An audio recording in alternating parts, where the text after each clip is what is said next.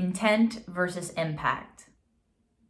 These two differentiators are important to acknowledge because they're either going to play into creating conflict or initiating repair. So what is your intent versus being able to understand and acknowledge the impact it's having?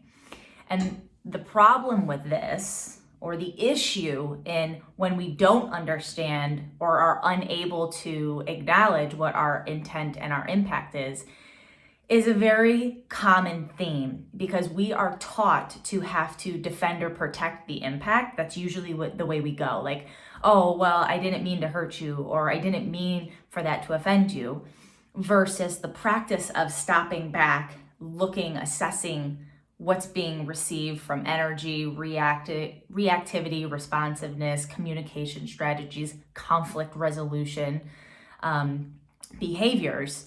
When we're unable to stop and pull back and understand, like, oh shit, like this is the impact my words, actions, or behaviors are having, it makes it really hard to initiate repair. So even just by going into the defense mechanism or the protecting of like that, your actions, words, or behaviors weren't intended to have the impact, that wasn't your intent to have that poor impact, that's only going to create further conflict, because you're unable to receive and articulate the true impact that your words, actions, and behaviors are having. So always being really clear on what is your intent. And a way that we can help reduce or resolve conflicts within our relationships is to just simply ask, like, was your intent to hurt me?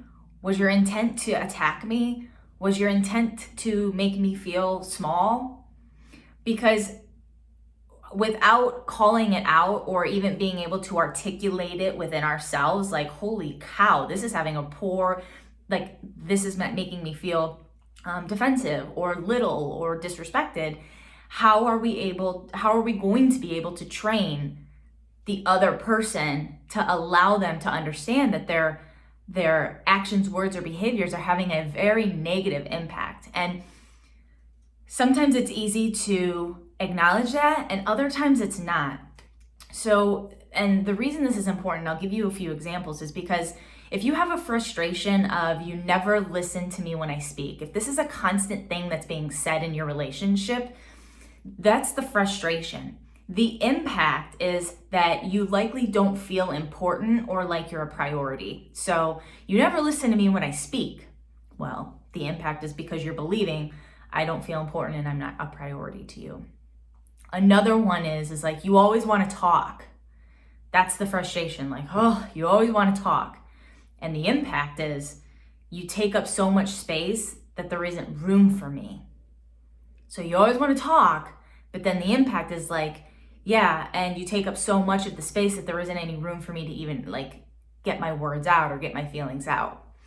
So being clear with what your intent versus your impact is and being able to differentiate the two can be a huge game changer in your ability to connect not only with yourself for your own emotion regulation strategies, but to also be able to create space for connecting with those you love and or work with.